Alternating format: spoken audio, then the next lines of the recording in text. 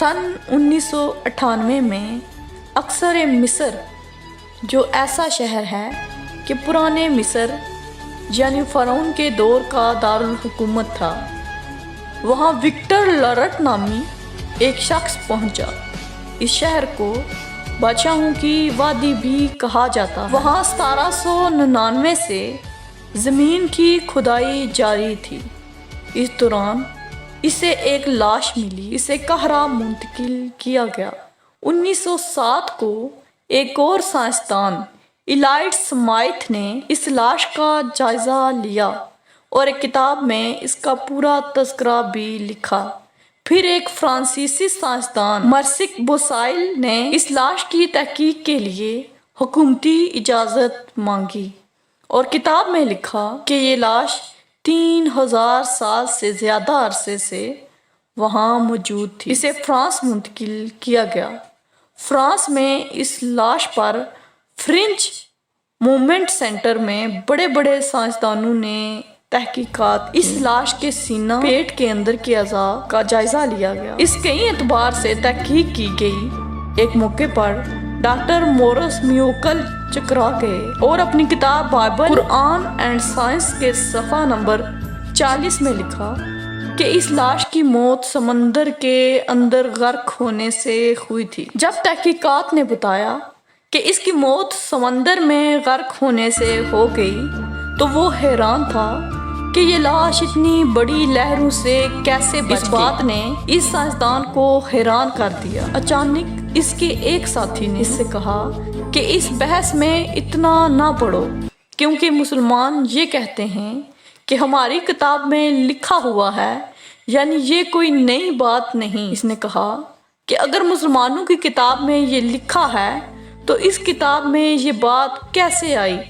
कुरान को इस लाश की हकीकत किसने बताई?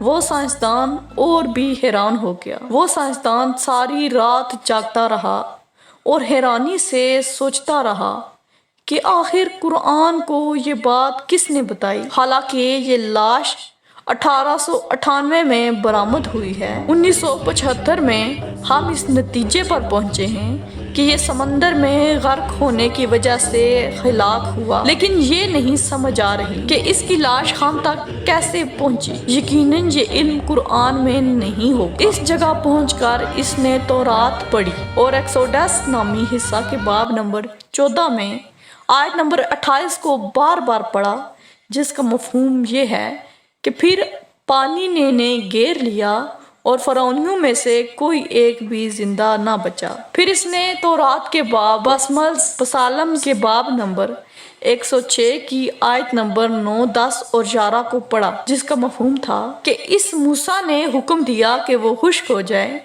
मूसा के साथी महफूज तरीके से दूसरे किनारे पहुंच गए, लेकिन फ़रौनियों में से एक भी जिंदा ना बचा।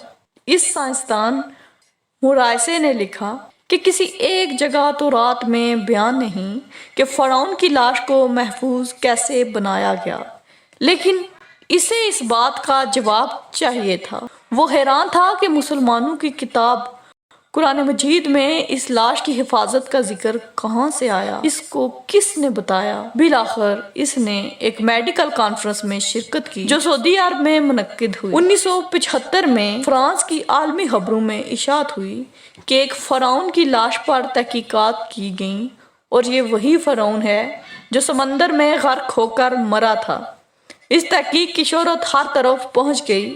सऊदी अरब में एक कॉन्फ्रेंस में पहुँचकर उन्होंने अपना पेपर पढ़ा कि ये वो फ़रौन है जो मूसा अलैहिस्सलाम के ताक़ुब में निकला और गर्क होकर मरा था, जो रामसेस दोम का बेटा था। इसका मरकज़ी ख्याल था कि आखिर किसने बताया कि फ़रौन की लाश को महफूज कैसे किया गया। फिर इसने इस सवाल का जवाब देते हुए कुरान पाक की सूरह यूनुस की आयत नंबर 90, 91 और 92 पढ़ी, जिसमें फ़रौन के गर्क होने की मुकम्मल कहानी मौजूद थी। आखिर पर लिखा था कि हम तेरी लाश को महफूज करके इबरत का निशान बनाएंगे। ये लोग मेरी निशानियां देखते हैं, लेकिन अक्सर लोग गाफिल रहते हैं। ये आयत पढ़ने के बाद डॉक्टर मुरायसे ने खड़े खड़े कलमा शहादत पढ़ दिया और मजमुआ आम के सामने मुसलमान होने का ऐलान कर दिया। ये वो किताब है کہ جس نے مجھے خبر دی اس بات کی جس کا مجھے کسی اور جگہ سے جواب نہیں ملا تھا۔